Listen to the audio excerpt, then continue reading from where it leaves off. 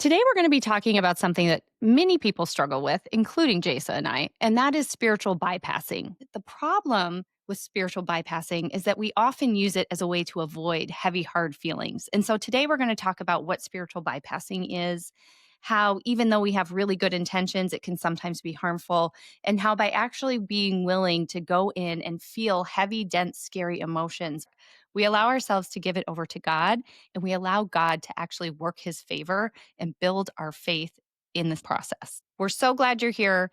Remember to like, subscribe, share if this really resonates with you or if you think somebody could use it and it would be helpful for them. And with that, let's dive in.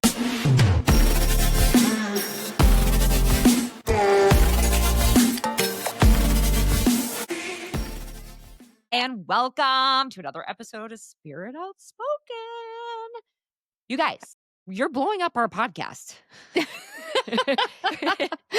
has been amazing this week. I mean, it has been so fun to watch and so exciting for us to finally feel like we're not just screaming into the void of the internet, and no one's listening. It was amazing this week. It's amazing. And like people are saying the thing that you and I always say is like sometimes you just need to know you're not alone. And it's so beautiful seeing these comments on social and the DMs that you guys are sending us like, oh my gosh, I didn't know people like me existed. And to hear that we are helping you feel seen, honest to God, makes like it is so amazing for me and Rach. And like you guys have been saying, like, I've been praying for you. We've been praying for you. Okay. We have been praying for you. So God has been answering multiple prayers and we're just so pumped. It's so humbling because, we're simply sharing our story, our experience, our thoughts, our questions, not knowing how they're going to be received. And that feels really scary sometimes. And we get some pretty nasty comments. And, as tough as we like to be, some of them sting. It hurts to be called out. Sure. And we really try to respond in a neutral fashion, respecting that not everyone sees it the way that we do. And that's okay, right? Like, I really believe we're all entitled to follow and practice spirituality in a way that resonates and feels authentic to each and every one of us. And I think that is going to look different for different people. But to know that what we're sharing is connecting with people and really making a difference. I mean, that's why you and I started this, because 100%. we were like, this is how we're feeling. We can't be alone. And meeting more women and men who were having the same questions and feelings inside, to now be building what really is starting to feel like more of a little community just feels so incredible. So thank you. It's awesome. Everyone. Yes. Thank you guys. And like, we are so close to hitting the Apple podcast spirituality and religion, like official list. So can you guys help us get there? And you know what helps us get there? Commenting on episodes helps us get there, sharing the podcast with other people. Like that's really those tangible things that help. So let's do it together. We're so excited, but we want to reach more people. Yeah, we're at 235 right now, and our goal is to get somewhere within the top 200, because at that point, that's when Apple starts promoting us and more people can find us. So that's our goal, you guys. We want to go from 235 to at least 200. So if you can help us do that, that's awesome. Well, yes. Yeah. So I'm sorry if I'm distracted today. Like I just got my eyebrows done and I cannot stop looking at them. They look fabulous. Yeah. Okay, if you guys are in Minnesota, Nikki Robinson, she's awesome. Like she does these like amazing sound bath facials. She's super spiritual and she's just an amazing person. And she also happens to be like the eyebrow person in Minnesota. Yeah. So I just came from Nikki and I'm going to try not to stare at myself the whole time. She does amazing things. I just went for the first time because so many of our friends. Your brows are looking tight. It's a laminate thing. Yeah, the lamination dye wax combo. The dye is nice because then I don't like have to do my eyebrows for a couple weeks. It's like set them and forget it. I love it. She just knows how to do it, man. She's awesome. She does. Plug for Nikki. Okay, well, how was let's just do a little catch up. How was your week last week? We had Halloween. We had all kinds of stuff. Yeah, it was good. You and I were both saying that, I don't know if it was Scorpio season, But over the last couple weeks, like, there's just been a lot of feelings. That's what I'm gonna say, a lot of feelings. A lot Some of really feelings. good feelings, and then some really kinda heavy feelings, and I've even seen it with my kids, like, just a lot of emotions in general, I guess. And even in our comments, things have felt a little bit more emotional. But Yeah, other more than that, I heightened. feel like we're entering, like, I don't know, this weekend was lovely. We, had Halloween, and then we just really laid low, and it was nice. We got a ton of stuff done around the house, and I just feel like I'm centering and grounding myself a little bit more, so I'm ready for what November has to bring. What No, about I you? love that. No, my week was good. I mean, yeah, a lot of heavy stuff over here. So, the kiddo that just completed cancer treatment a couple months ago had his first fever. And Mhm. like everybody was like, ooh, like you're going to freak out. You're going to panic because, like, basically, protocol when he had a fever and treatment was he immediately went to the ER. And although that felt like really scary and unnerving, like that's what you need to do. There's also like a huge reassurance of like you're going to the best children's, hospital in the Midwest to make sure everything's good. And we did not have that safety net. And, Mhm. like the temperature was okay. That kind of came and went. But then he was like, my legs hurt. This doesn't feel good. He was really low energy. And it definitely triggered a trauma response in my husband and I. It didn't happen like right away with the fever. It happened in the subsequent days where it was like we couldn't pinpoint what was wrong. But like it just stirs up all of these emotions. And Halloween, we were remembering too, because like I was like randomly crying on Friday and I was like, I don't know what's going on with me. And Halloween 2 years ago, his hair all just started falling out. It was Halloween night Mhm. and it just was like coming out in chunks. And we were pretending like everything was fine and trick or treating, and it wasn't fine. Right. And Mhm. so yeah, it's interesting how trauma and pain and things that you put away somewhere deep down inside have a way of resurfacing at times when you least expect it, which ironically is like such a good segue for what we're talking about today. Absolutely. I was just gonna say, that's a You perfect know? example of how Yeah, things come to the maybe surface. exactly. So, what we're talking about is spiritual bypassing. And this is a really interesting topic, and it may stir some uncomfortable feelings in people because, at the root of everything that we talk about is maybe challenging the way we've thought about things, challenging the way that we've responded to things, all for the purpose of growing in our relationship with Jesus and improving who we are as women, as individuals, and people who, want to grow in this world, right? So spiritual bypassing might be one of those things, but hang with us because, in this episode, I think you're gonna hear a few different things. You're gonna hear what it is, what things to look out for, you're going to hear personal stories from us around where we've experienced spiritual bypassing. And then, what was the biblical or scriptural lens in which we can look at this? What did Jesus have to say about things like deep, heavy emotions and how to navigate those? And then lastly, how we may approach it to help us work through it and make sure Mhm. that we're not spiritually bypassing. But I think it would help if I just explain maybe what it is. You think I should start there? Absolutely. Let's go with that first. Okay, so basically, spiritual bypassing is when somebody uses spiritual beliefs, practices, or concepts to avoid, suppress, or deny difficult emotions, unresolved trauma, or psychological challenges instead of actually working through them. Mhm. Guilty as charged over here. I mean, like, To a certain extent, when we yeah. try to be positive. I mean, spiritual bypassing, yes, is using spirituality, but even just trying to focus always on the positive and hold it together and keep it together, is just another way of trying to remain positive and mask these really heavy feelings that we might be experiencing and denying ourselves the opportunity to really work through them and heal. I think what you said there is so important, right? Denying the opportunity to heal. And I think that's the piece that is really important. We're robbing ourselves from a richer relationship with Jesus, a deeper spiritual connection, and just like at the end of the day, growth and the Yeah, ability to experience more joy in the day to day because you have done the work. Right. right. So, like, Exactly. we're not going to just tell you to walk through the fire. There's going to be a rainbow at the end. Okay. So, like, just stick with us. This isn't all just hard stuff. So, what does spiritual bypassing look like in the real world?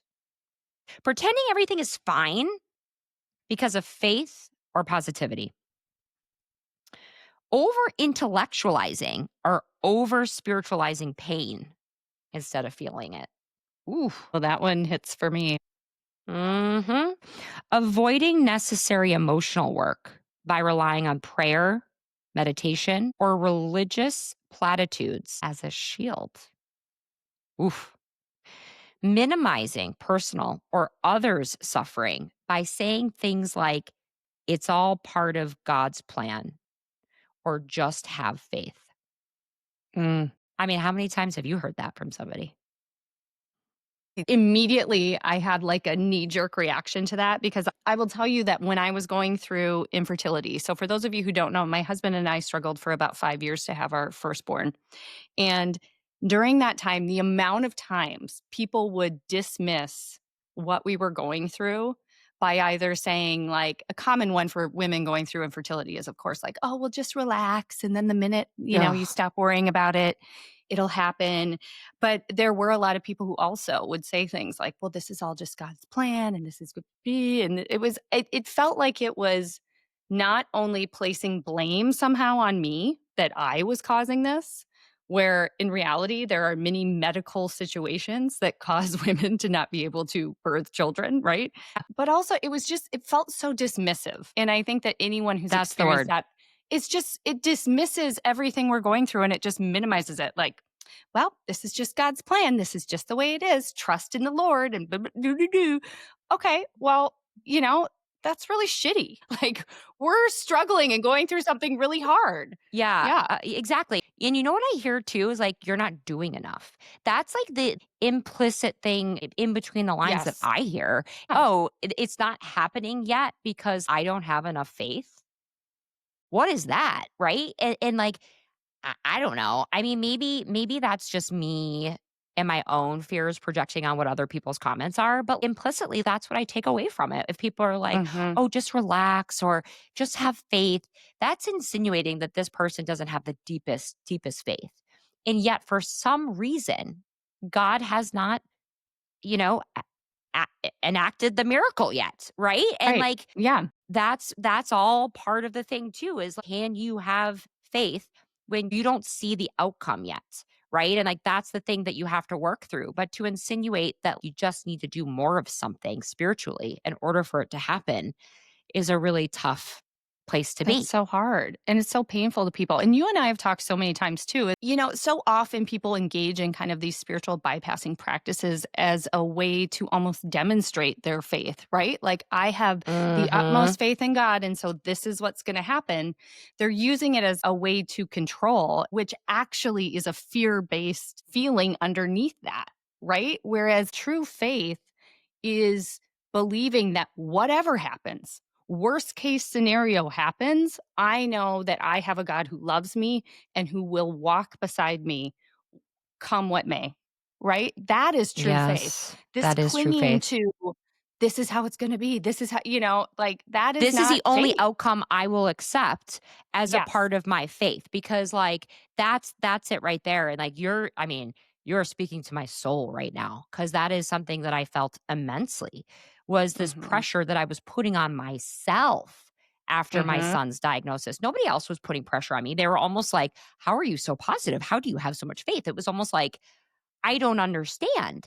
And for me, I was leaning so aggressively into my faith that I was going to speak wellness into existence at the expense of denying real feelings that were festering underneath.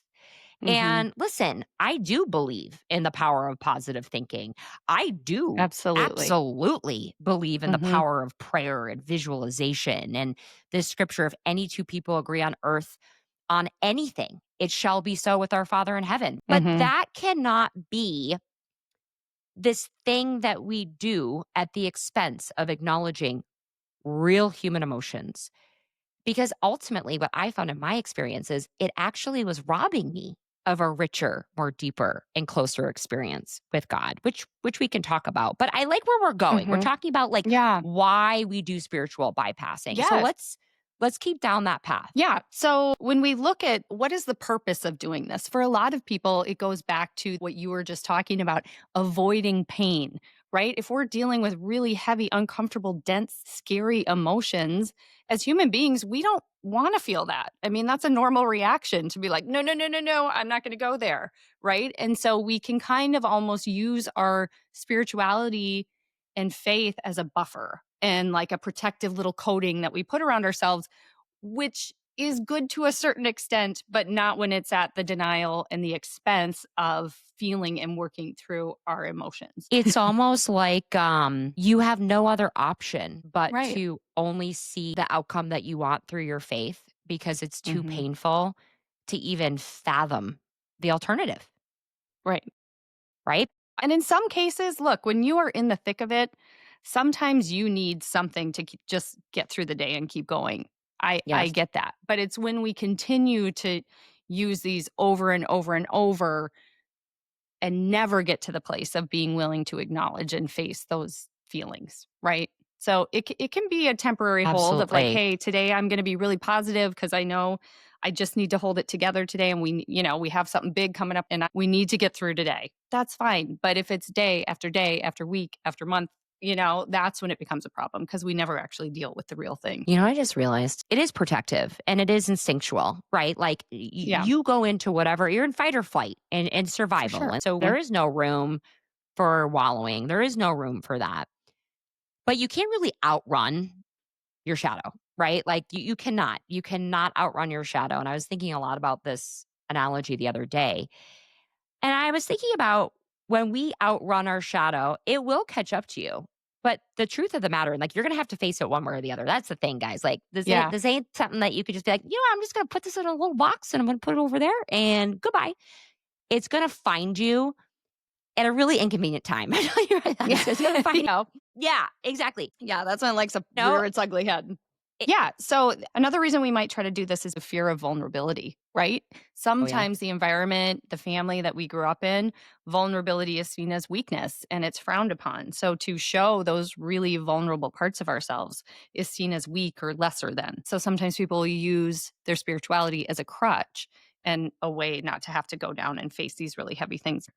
Another would be desire for control, right? We talked about how this is really a Mm, controlling energy. I am going to pray and manifest and do my thing until it comes into fruition, right? So that can be a part of it. Cultural or religious pressure. Some religions or cultures place a lot of emphasis on this, and that can feel like a lot of pressure to uphold a certain image or behavior based on what you were raised with. And then also just misunderstanding spirituality, right? So mm. misunderstanding scripture or not knowing the verses within the Bible where it talks about how Jesus himself felt and wept and went through these really heavy hard times, and only focusing on, rejoice in all things, blah blah blah. These really like kind of hyper positive messages, which have a place and a purpose, but it's not the full picture when we're dealing with some really Let's hard be things. honest, people like positivity and happiness. We I do. do. Hey, I don't like heavy I shit. do. Like, No.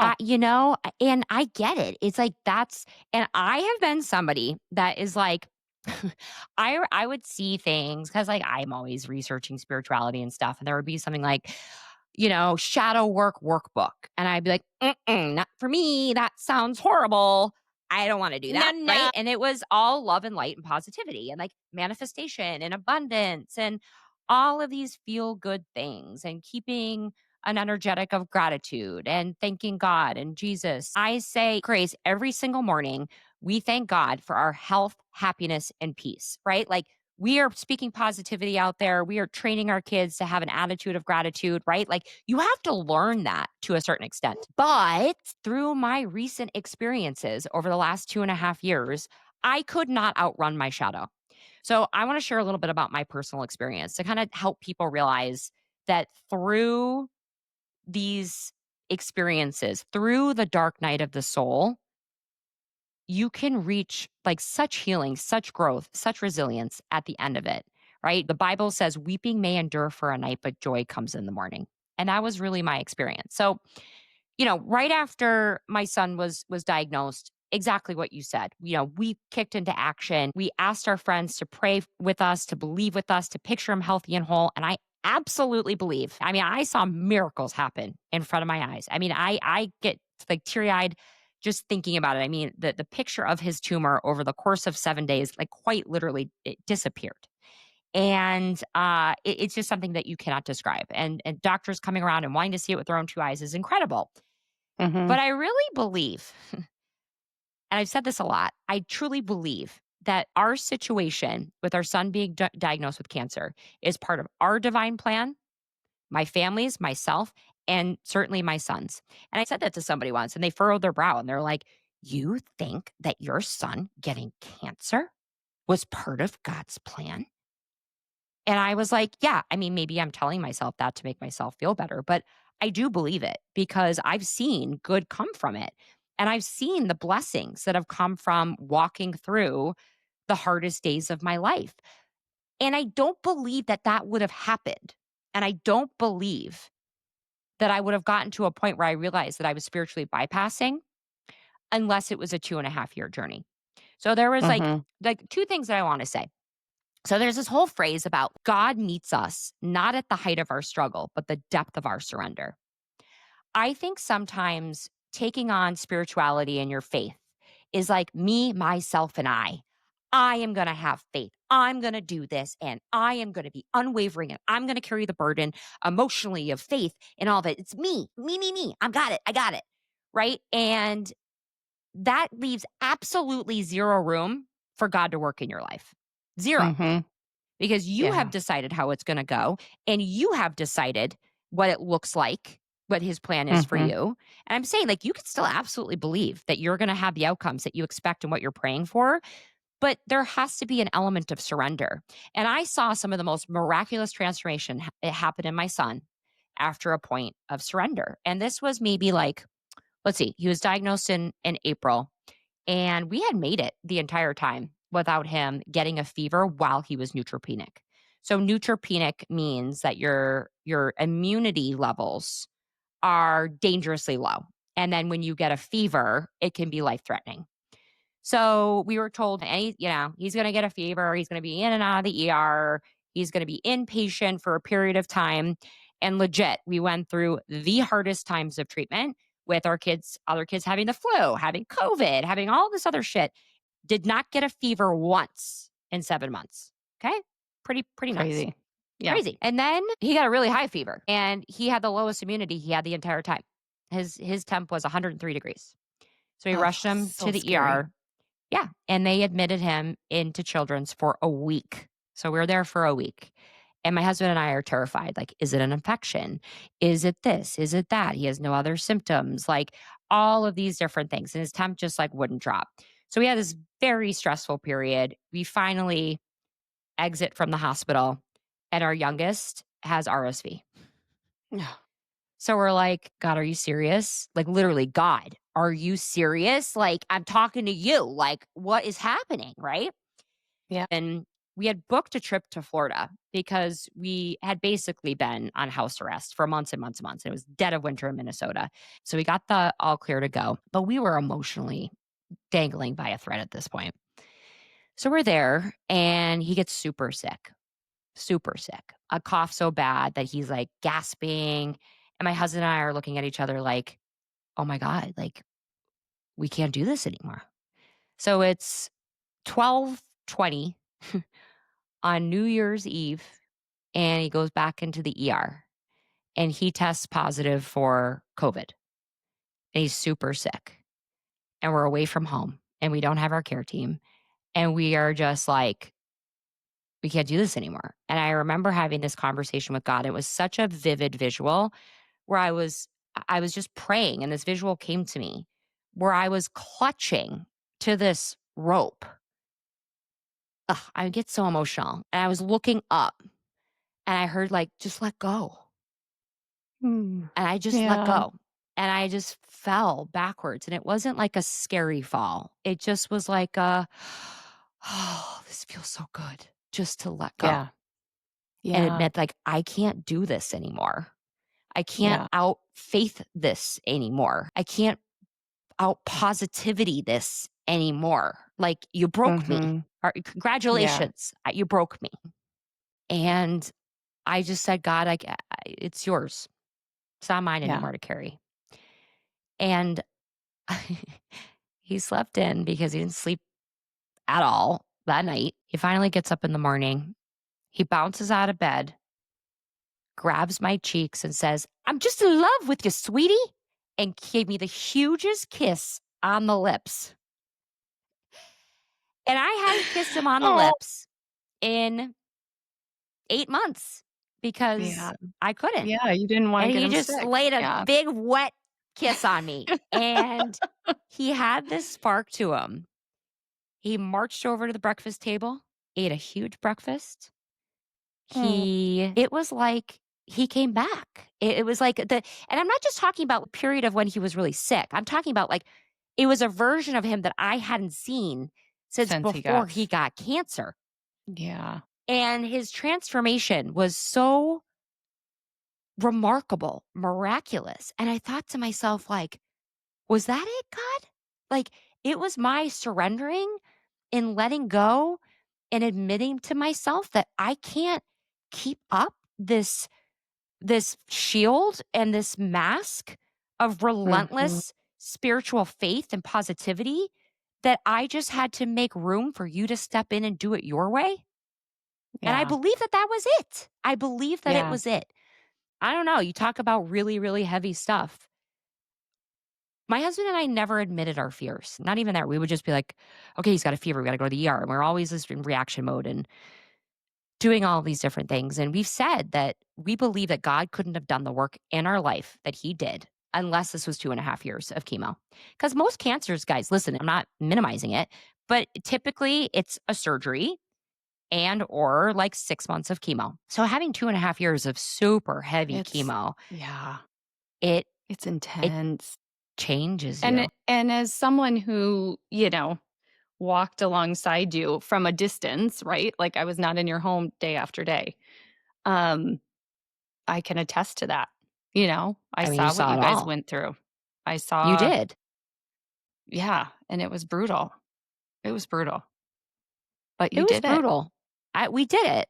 And I think like I think spiritual bypassing it'll teach you a few different things. I think learning the sacredness of surrendering instead of avoidance, Mhm. right? Like that to me was the lesson there.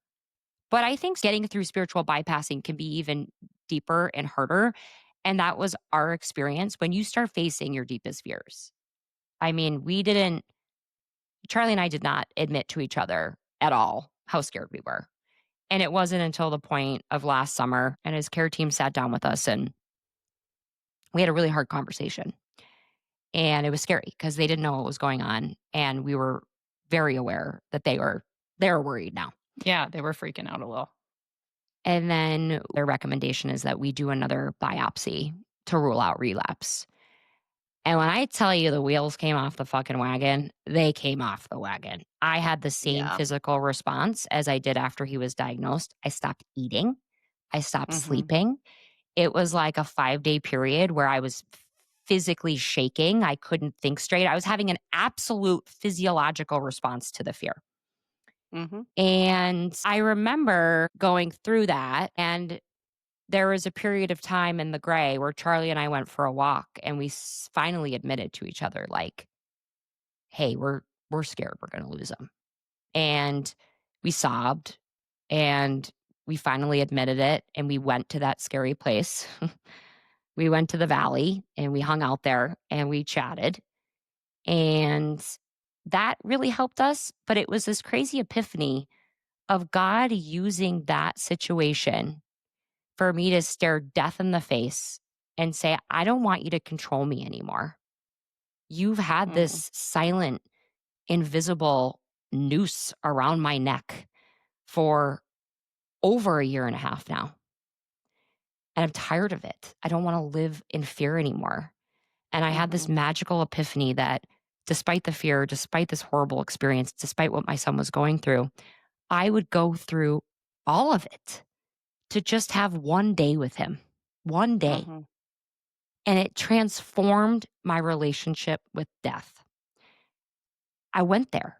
And that's what shadow work is. That's what, like, y- I didn't do what I always did, which was I'm only going to believe. It was I'm going to believe and I'm also going to say I'm terrified. Mhm. And I don't believe anymore that my vulnerability of how I'm really feeling of facing this truth and facing these emotions are actually going to hinder my son from healing because I'm still believing, Mhm. but now I'm also saying I'm scared. But even though I'm terrified, God, I still trust you no matter what. And that to me was like my faith has never been deeper than it was there. So it's like we can do these hard things and we don't have to perform for ourselves. And our faith doesn't have to be perfect. God never said we wouldn't weep. He never No. said we wouldn't have hard times. He So said why quite the not? opposite, Yes, actually. He talks yes. all the time about how challenging life can be and how hard it can be, and to come to him with our sorrow and our hardship, right? That's kind of the whole message of the Bible is people having really hard, challenging times, story after story after story. But through that, they acknowledge God and they receive his blessing, right? I mean, I was gonna Yes. say, when you said, like, my faith has never been stronger, I was also thinking, like, maybe that's the first time you were having faith, true faith in that experience, because Oh my before God, that, you were Rachel. trying to create it, and that was your moment. Oh, Jace. Oh, I know You're this is right. I think hard. you're right. Yeah. It's like, that's what I want people to know is like, where we end is where God begins. Yeah. And what we've been told faith is or looks like can't deny the human experience. Like, Yeah. I'm a human mom having a human experience, you Yeah. know? And I really think you're right. I was like, maybe that's it, is saying that God, no matter what happens here, I trust you, and I don't know the end and I don't know how it's going to go. But even then, I trust you. It doesn't have to look exactly the way that I think it has to Yeah. in order for me to have faith. And I think you're right. God, you got me there, Rach. Sorry. No, it's so Shit. true. No, God, I listen, know. it's, And it's heavy. I mean, it's such a beautiful example too of how we continue to work through it. oh, I yeah, mean, yes, technically his cancer treatments are done, but like anything that's traumatizing and difficult, we continue to feel it and process it over and over and over again as a way to heal. And so, there again is all the more reason to step into this embracing the shadow, embracing the hard stuff, and allowing and inviting God in to help heal that. Right. And that's how we move through absolutely. it over and over and over again. But He will It's how always we be move there. forward. I know, Yeah. and then I think about too, like, the work that we can do to help others then, right? Yeah. I think about how it's changed my relationship with death, and Yeah. we had friends that lost their son right before all those complications, right? Charlie was the one having conversations with other families and other people that were going through it.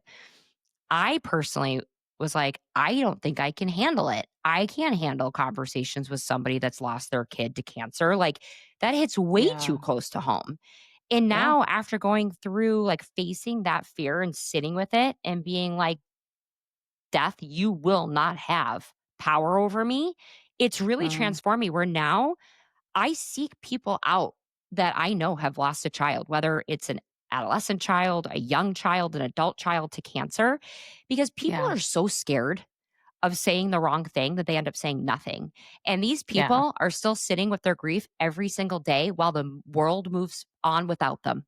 So to sit down and say, I will talk to you about your child. I want to know Yeah. about your experience. I want to know how they communicate with you. and how you're doing and what that looks like and feels like, I'm going to cry with you because this is heavy Yeah. stuff. But I will do that with you. Like, I feel like that's a way that God can use me to bless other people through this experience because I am blessed that my son is still here.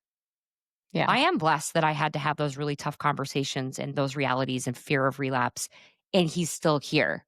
Now, I thank God by going out and helping other people and praying for them and believing for them and being a light of support that I was too scared of to even remotely touch before.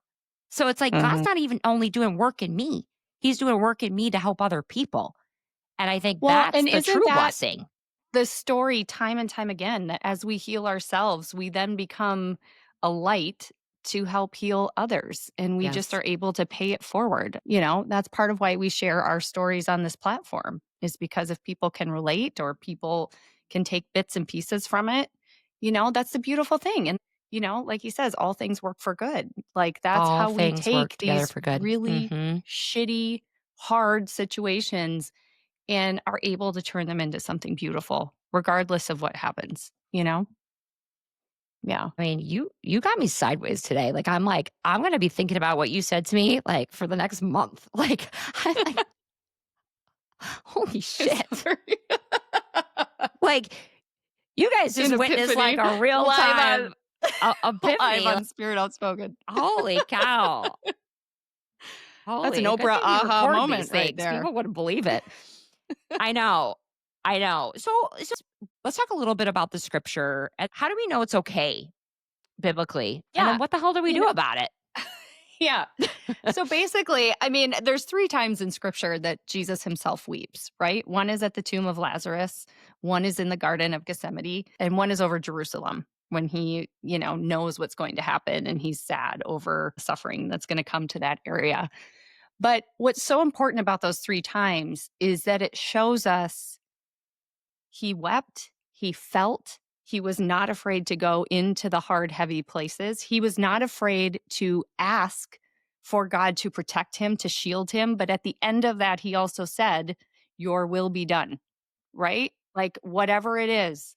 So he shows us we go into the fire, we feel the heaviness, we honor those emotions in those sad, hard places. We give it to God. We certainly ask for what we hope for, but we respect whatever the outcome is and we release it.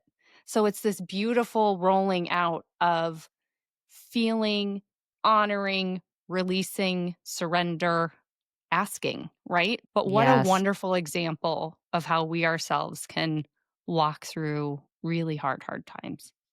And so Yes. basically, like the whole bottom line and the much better alternative, right, to spiritual bypassing, because that's one thing we wanted to get into is like, okay, we can't spiritually bypass. So, what does a healthy version of this look like? Yeah. And that really is having what's called an embodied faith. So, that means that our physical body, our mental state, and our spirit are all interconnected and we acknowledge all parts of the self in this healing process, right? We pay attention to what's going on with my emotions? What's going on in my physical body? How is my physical body responding to this? What are my thoughts? And we give it all over to God. And like we said, we just sit in stillness, we honor it, we acknowledge it, we ask for what we need, but then we surrender, right? Oh And we my trust. gosh. It reminds me of the scripture, be still and know that I'm God. I know. I love, yeah, It's like that so one's, much we think like it's all on us. It's yeah, all on us. Our faith has to be perfect and we can't say the wrong thing and we got to keep the vibes high and light and love. yeah, And I do think that there's a little bit of an element of like toxic positivity in the spiritual world, right? Where it's for like, sure. you reap what you sow and what you put out there, you get back. And it's like, oh my gosh, well, if I'm sad, am I going to get more sadness? And like, oh, like that's what my brain does. This is the point. I don't think that you can actually effectively surrender until you process these emotions, right? So it's like For sure. surrendering, that's when God moves. That's when God Hmm. acts, is like when we really hand it over to Him. But you can't really hand something over until you've done the work to Yeah. process it, to get to a place where we can surrender and then be still and say, I know you've got this no matter what. And That's also, faith. I just want to remind people it doesn't always have to be like a dire situation. I will speak from personal Yeah, experience. One of the areas that I have had to really let go a little bit is in motherhood, right? Just in basic parenting. totally. I have one child who has struggled with some pretty intense stuff. And it was always me trying to research, like, what do I need? And what is this about? And what is this condition? And how can I fix? I will fix this because I am mom and I am going to do everything right so that everything turns out okay. Blah, blah, blah, blah, blah. And I was running myself ragged, stressing myself out, pouring gasoline on the fire because that was my energy. I was doing exactly this. I will pray, I will do everything right, and then it will, magically fix itself and we will be good. And it wasn't until I finally had a number of moments where I was just like, I don't know what to do, calling you in the morning and being like, I don't know what to do Can't do anymore. it anymore. I And know. in those moments of surrender, where it finally was like, wow, things just all worked out in very miraculous ways. So it doesn't always have to be So like true. a life or death situation either. It can be every day. He wants to meet us in the mundane as well, like Such a good in point, the Rach. hardships of day to day life. Yeah.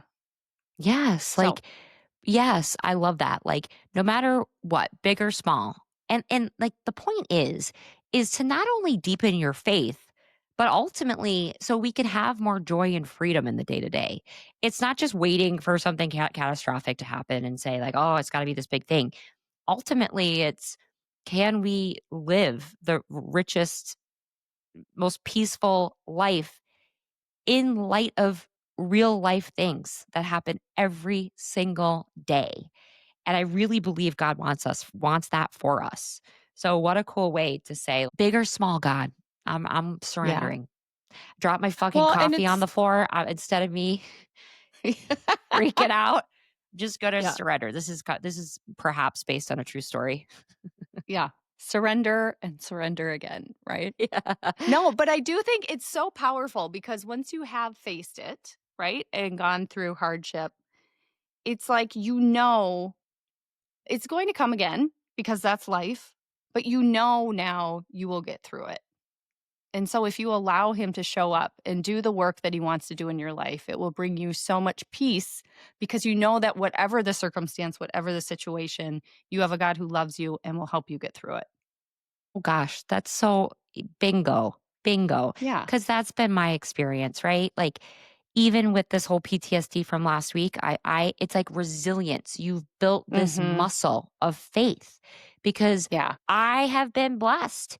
You hear my words? Yeah. I've been blessed to go through the situation with my son because I have emerged, ironically, a more peaceful and faithful person. And I used to believe that happiness was the avoidance of bad things from happening. And I'm Uh-huh. realizing now that happiness is bad things can happen, but our God does not change. And our God is there and he will send you signs and he will send you winks from above to be like, I got you. Okay. Your Yeah. only job is to trust me, but I got you. And I'm realizing now more than more, like, that's what it's about. Right. Yeah. Oh my Yeah. God. Oh, I I know. needed this This today, was I guess. I don't know. yeah. I think we all do. It's just such a good reminder, you know? It was beautiful. Thanks for sharing your story with us. Can we go drink? Yeah. Feel like I need a glass of Is wine it after wine that. time? Is it one It's wine o'clock time. yet? It's 10 a.m. somewhere. Oh my I gosh. love you. I love you. Yeah. I This was a appreciate good you. chat today. It was a good Yes. chat.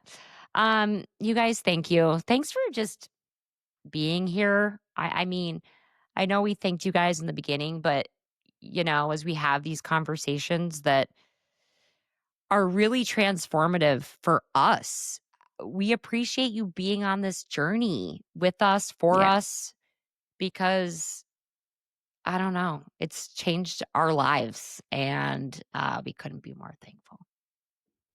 Thanks for joining us for today's episode. If you're ready to take your spirituality to the next level, be sure to check out our website, spiritoutspoken.com. There you can download free educational resources, read our latest blog posts, and join the Spirit Outspoken community. And don't forget to follow us on Instagram and TikTok at Spirit Outspoken to stay up to date on news, happenings, shenanigans, and all things Spirit Outspoken.